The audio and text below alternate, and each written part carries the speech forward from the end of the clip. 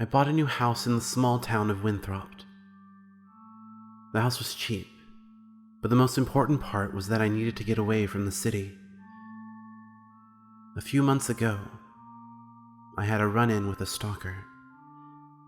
While I had managed to get him arrested, I couldn't shake the feeling of eyes just constantly watching me. I felt like there were eyes everywhere, at home and on the street. So I decided to move out, into the country to somewhere with less people, just for peace of mind.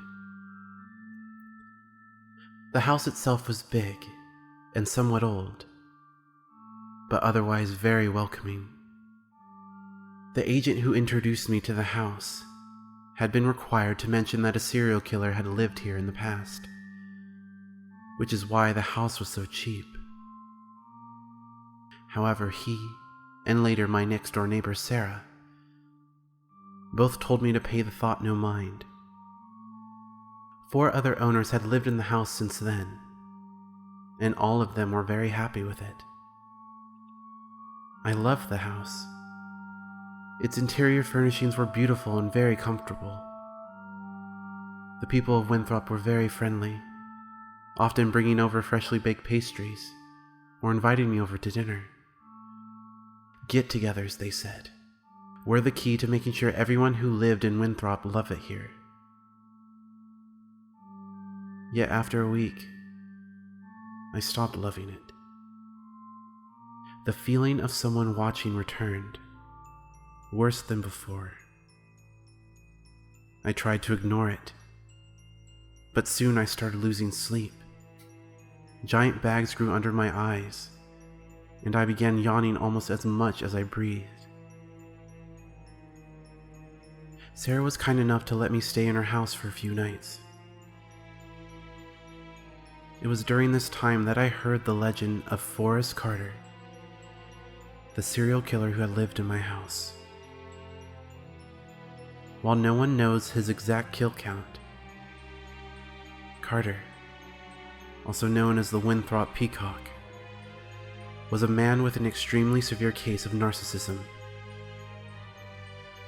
Legends say that he couldn't fall asleep if he didn't feel like he was being watched. He was finally arrested for putting up a scarecrow to watch him during the night. Only it wasn't a scarecrow. Carter had murdered a 17-year-old girl, just so her corpse could stare at him.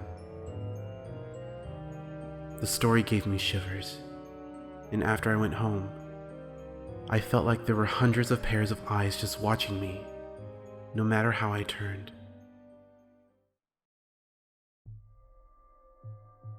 Today, however, was the first day that I acted out.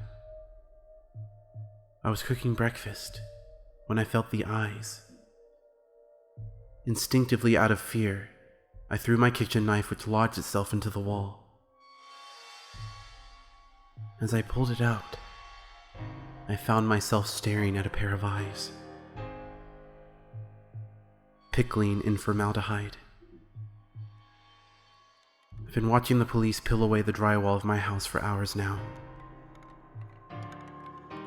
So far, they've found 142 pairs of eyes in little glass jars. The scariest thing is, each and every one of them was staring at me.